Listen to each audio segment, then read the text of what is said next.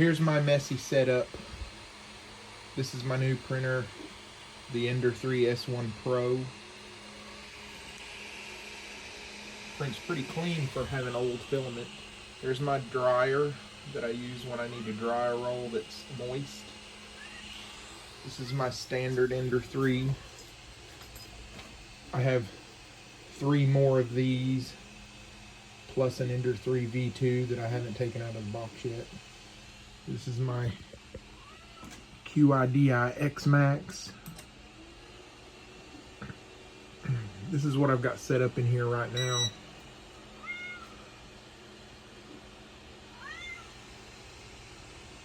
And then I have a cat. Anyway, just thought I'd show everybody my setup for now. This is temporary. I have 16 printers, 10 of which are operational.